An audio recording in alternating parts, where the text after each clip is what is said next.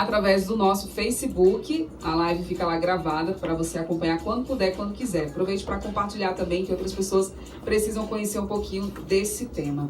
Daniel, voltando aqui, vamos falar um pouco, que é justamente, não sei se é a mesma coisa, se as pessoas confundem, a questão das doenças psicossomáticas e somatização.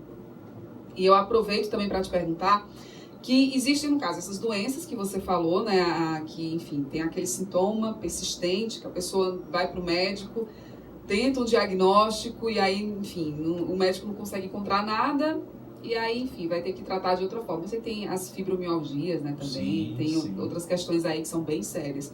Mas tem também sintomas, que, por exemplo, a pessoa teve um momento ali, sei lá, uma ansiedade, um nervosismo, por alguma situação que desagradou e ela tem um sintoma imediato, seja no estômago, seja de ordem intestinal. Se encaixa também nessas questões das doenças? Sim, acaba sendo somático, né? Acaba sendo uma convergência, né? Que Freud chamava de histeria convergente, né? Que é quando pega exatamente isso que é uma energia libidinal, né? O que é energia e converte para o corpo. Por exemplo, na ansiedade também, no transtorno de ansiedade generalizada, o sujeito tende a ter essa sensação de morte.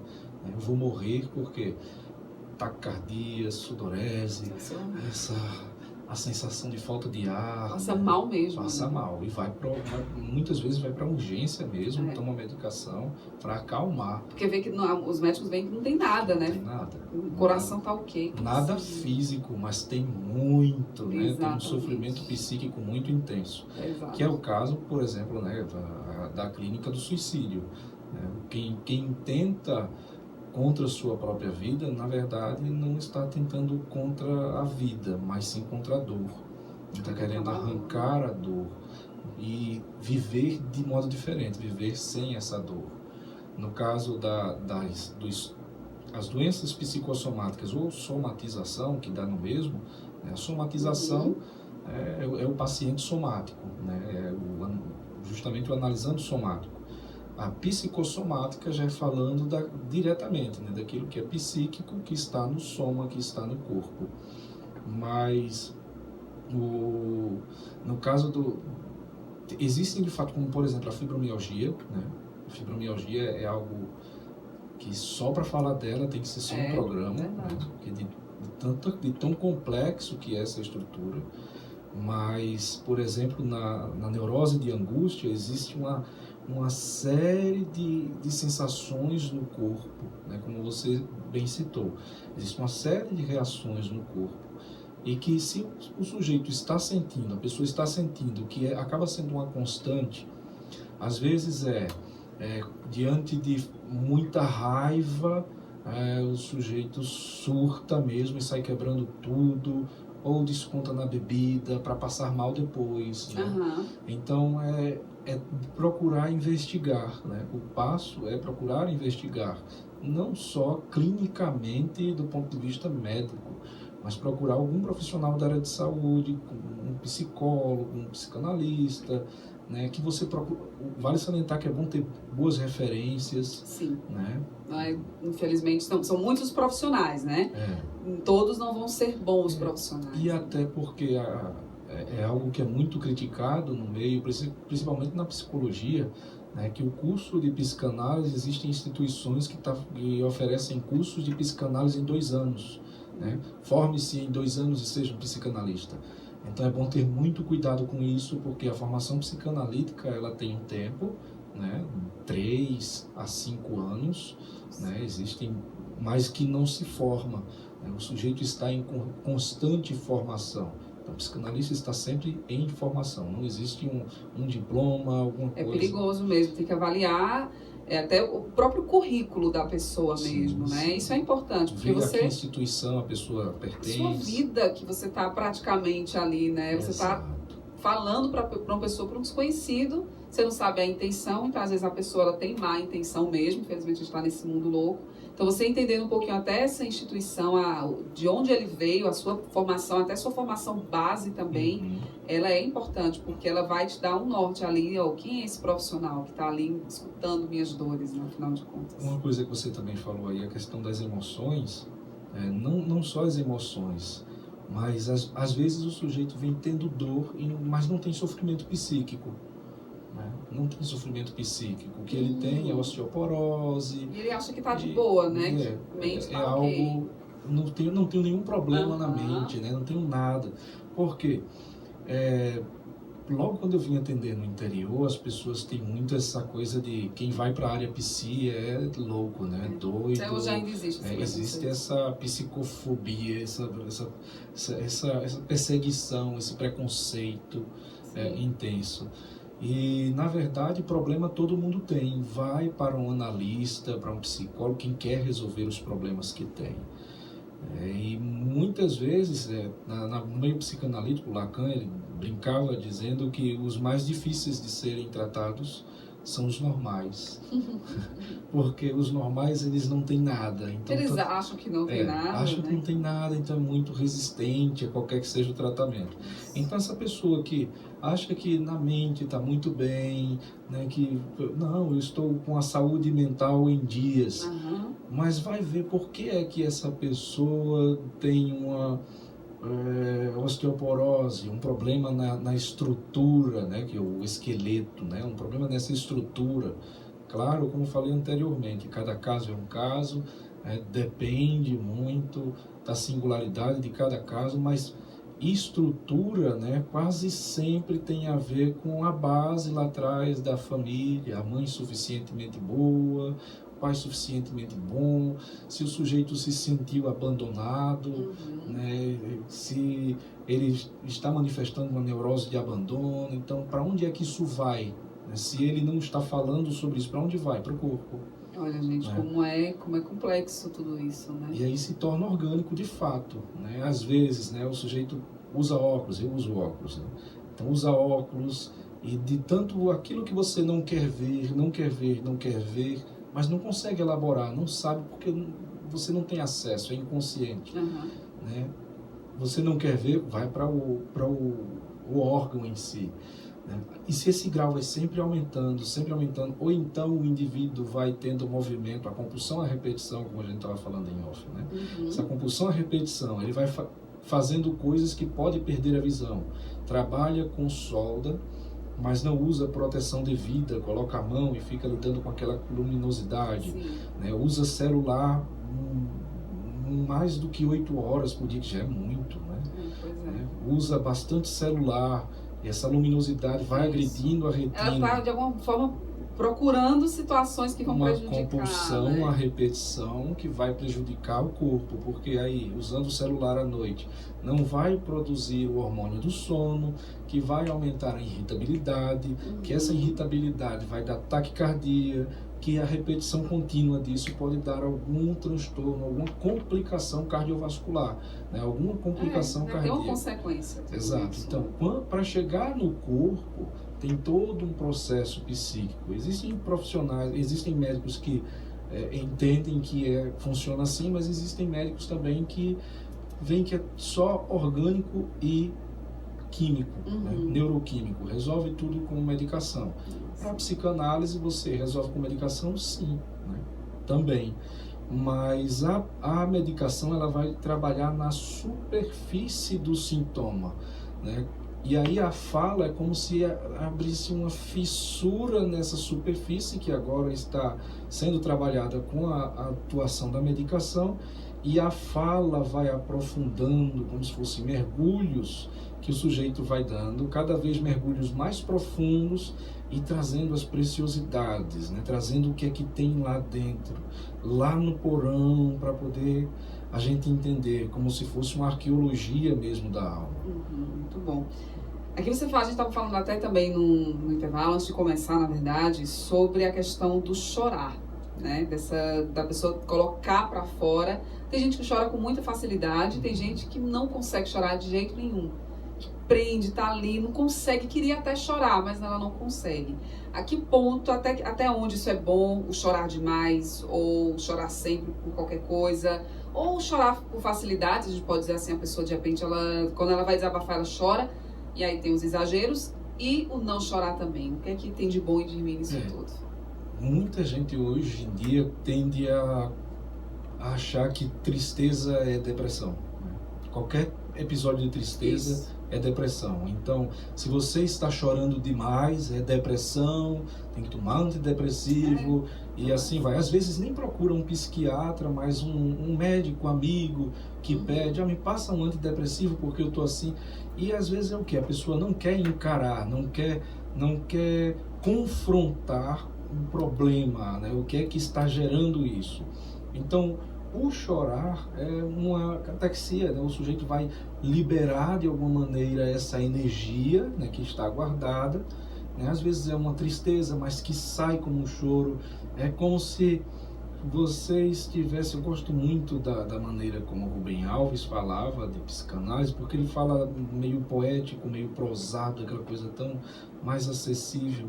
Então é como se o sujeito chorasse, ele estivesse chorando ao invés de lágrimas, letras.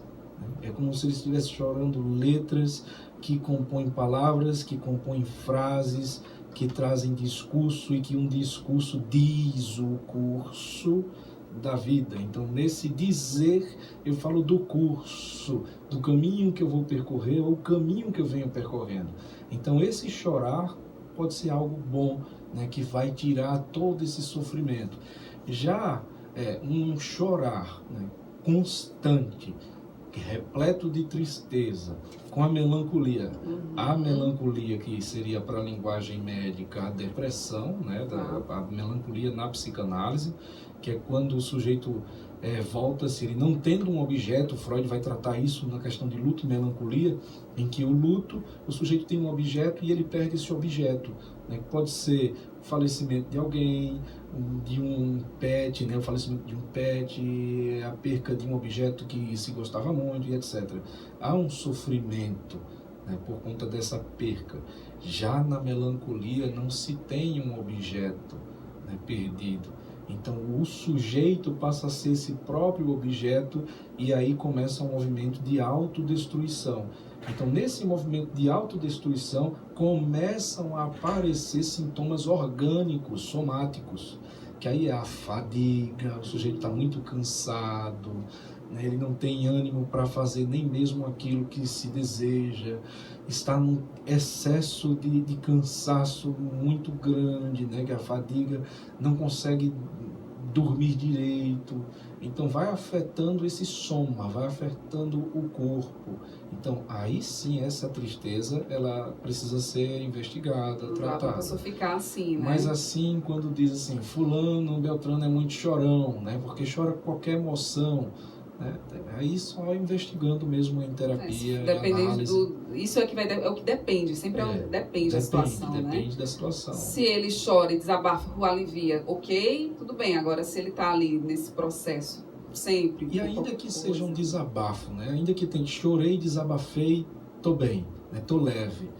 Mas se depois volta de novo essa mesma sensação, né? o mesmo signo, né? O mesmo símbolo, se ele retorna e eu choro de novo pelo mesmo motivo, já não é qualquer coisa. Tem por que ele está chorando por aquilo, sim, né? Exatamente. Você não pode achar que, beleza, um dia passa. Não, você tem que ver o que é que está acontecendo. Tem uma música do Zé Cabaleiro que ele disse: se dependesse de mim, os psicanalistas não ganhariam, uma coisa assim, né? Não sobreviveriam. Por quê? As pessoas não têm um hábito de refletir, né? Nós não temos, e principalmente com tantas distrações, numa época de tanta tecnologia e distração, o sujeito não consegue nem se colocar no agora, né? Porque está aqui, mas já está pensando no feed da mídia social, né?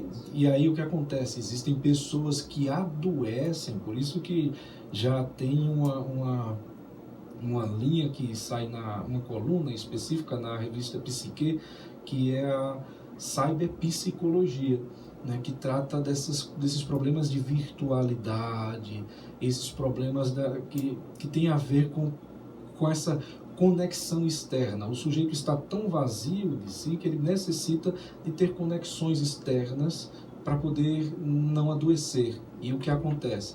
Adoece muito mais porque tem de dar com o desejo do outro. Então já não é o seu desejo.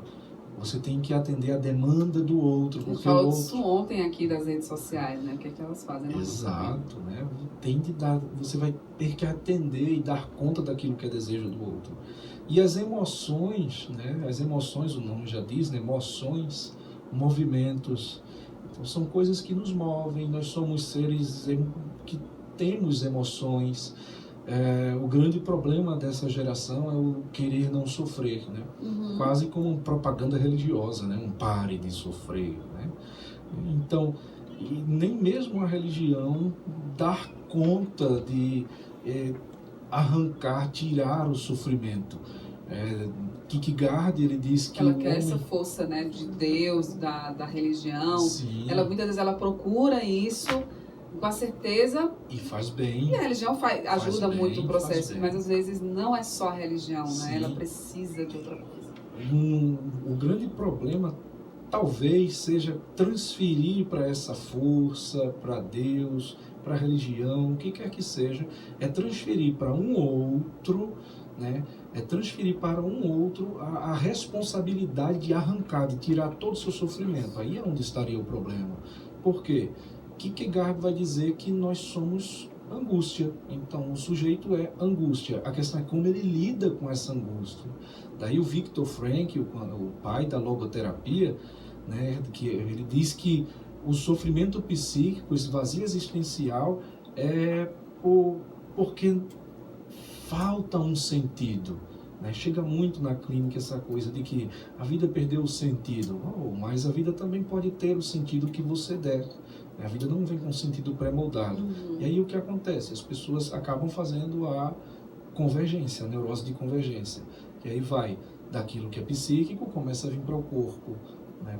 Começa a vir para o corpo. Por exemplo, uma mãe recebe uma notícia trágica de um acidente envolvendo o seu filho querido, único filho. Né? O impacto dessa notícia veio tão forte que a mãe acaba tendo algo somático, ela perde a voz naquele momento. Ela perde a voz. E esse perder a voz literal, né, orgânico, é exatamente porque ela perdeu a voz também, na dor psíquica, ele perdeu a voz psiquicamente, porque ela não sabe dizer o nível, a profundidade dessa dor. Então, essa coisa da mente, a gente às vezes esquece que está tão conectado com o corpo. Né? Hoje nós vivemos na era fitness, na busca por um corpo ideal, um corpo perfeito. O corpo perfeito é aquele que o sujeito se sente bem nele. Né? Mas há uma busca pela magreza, né? Enfim, por um corpo ideal, só que cuidando do corpo sem cuidar da alma, sem cuidar da psique, você não está fazendo grande coisa. Né? É necessário que você quer cuidar de um, cuide também do outro. Com certeza. Né? Cuidar também da alma. Né?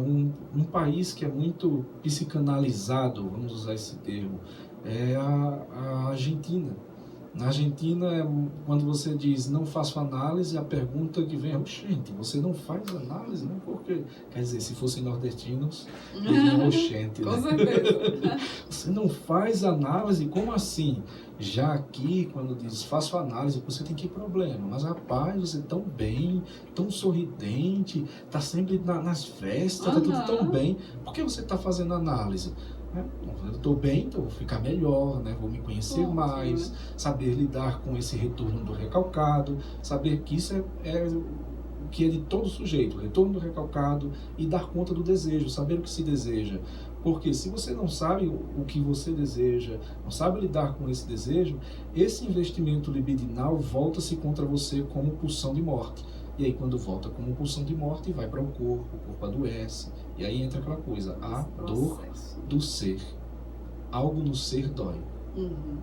Gente, olha só, até pra gente finalizar aqui, temos alguns minutos ainda, mas porque eu queria entrar nessa questão que eu acho muito importante, a questão do câncer em si ou de outras doenças, porque assim, a gente ouve falar, não sei se tem estudos a respeito, mas assim, de pessoas que tiveram ou uma depressão, ou tiveram um processo de ansiedade na sua vida por um período, ou teve uma perda muito grande, aí passou por um processo aí pesado, né?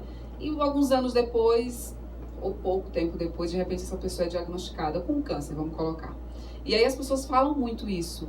Eita, fulano adoeceu por causa daquele problema que ela teve. Né? Elas colocam muito essa questão e a gente escuta, vez ou outra, uma reportagem falando sobre essa possibilidade. Eu sei, o que se sabe é que talvez aqui a imunidade ela seja afetada, de repente você está muito mal, você percebe, você adoece mais fácil, até pega uma gripe mais fácil, quando você está mal, quando você está muito triste. Só que eu não sei se a longo prazo isso desenvolva uma doença mais grave. E funciona assim também, né? Existe uma linha da psicanálise que já estuda essa questão da angústia e a relação com o câncer, né? A produção de células cancerígenas diante da mágoa, diante da angústia, diante desse sofrimento que o sujeito vai acumulando com o passar do tempo. Mas ainda são estudos, né? São estudos. Mas já se sabe uma que... linha aí, né? Mas já se sabe que o sujeito que vive bem, né, que consegue lidar melhor com o sofrimento, né, ele tem mais qualidade de vida, quer seja tendo ou não câncer. O Viktor Frankl, voltando, né, que foi um dos um dos judeus no campo de concentração, né, um especialista nele aqui no Brasil também, que é o Luciano, ele diz que existem pessoas que em se percebendo cancerígenas, tendo esse diagnóstico, conseguem dar um outro significado à vida, né? Elas conseguem dar um outro significado e encontram um motivo a mais, como se a água tivesse um sabor e etc.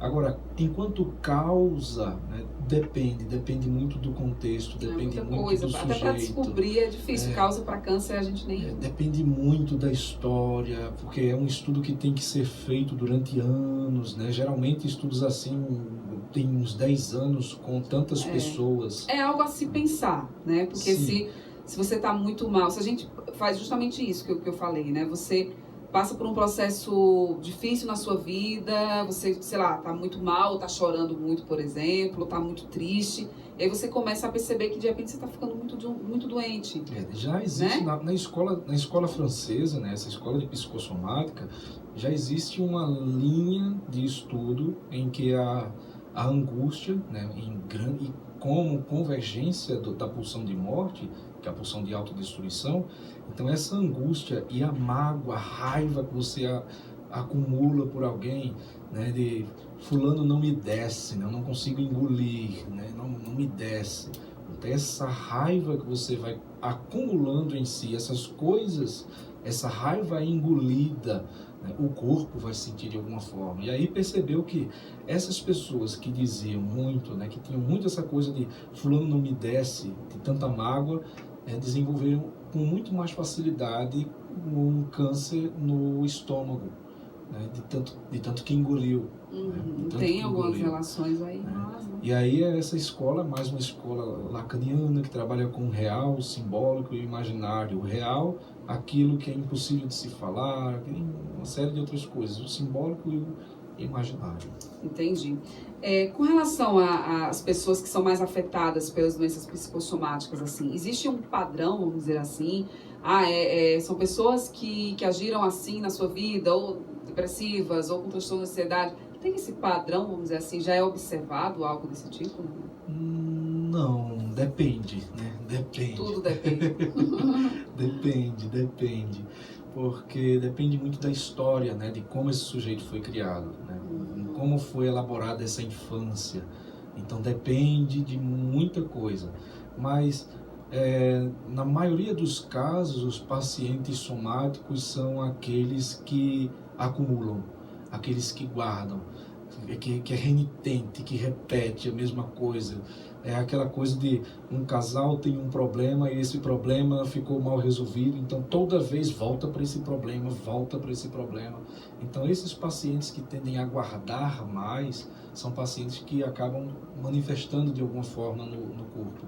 Pacientes introvertidos, pessoas tímidas que têm dificuldades para expor muito suas emoções. Então, por ter dificuldade em lidar com essa maneira de expor, de falar, né, por guardar muito, acaba somando, né, acaba vindo Então não é um padrão da pessoa, mas da atitude que ela toma de frente. É bem subjetivo, assim, porque vai de cada um mesmo. É bem singular.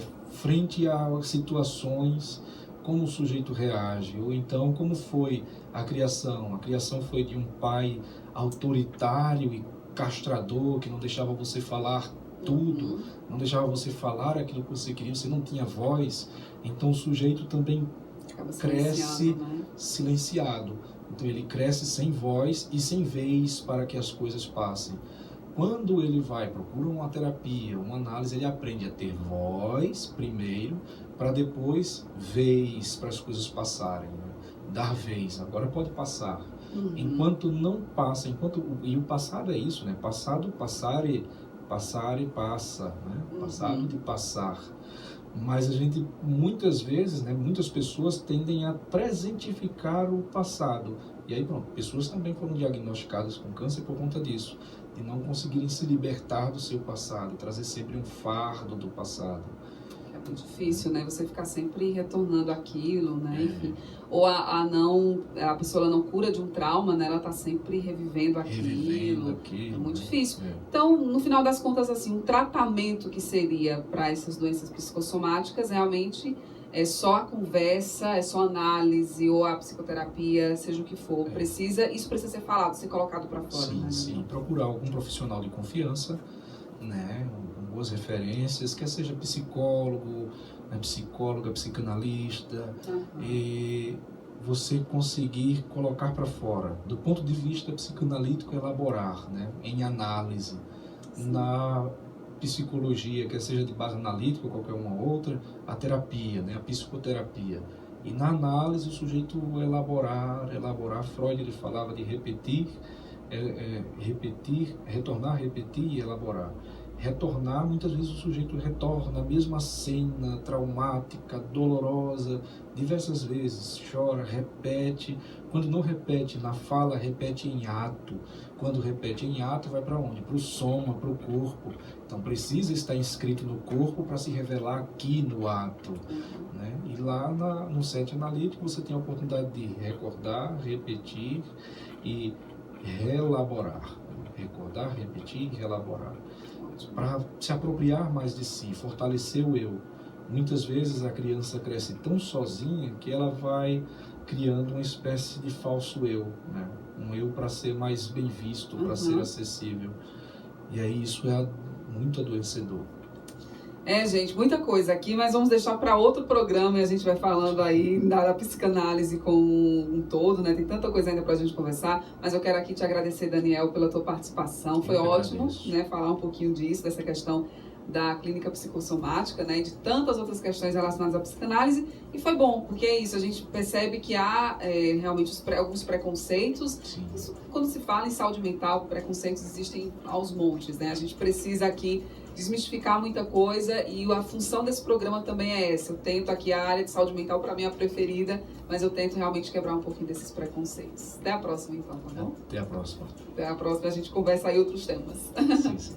Bom, gente, conversamos aqui com o Daniel Lima, que é psicanalista, licenciado em filosofia, bacharel em teologia, também é pós-graduando em psicanálise e teoria analítica, é membro titular e psicanalista didata da Sociedade Pernambucana de Estudos Psicanalíticos, também é coordenador do grupo de estudos psicanalíticos de Arco Verde e colunista do jornal de Arco Verde. Ele atende em Venturosa e Arco Verde, o pessoal estava perguntando aqui, e o telefone para contato é 87-DDD 99210 5658, 99210 5658, e também o Instagram dele, que é o @psicanálise Daniel Lima, as redes sociais aí para vocês acompanharem.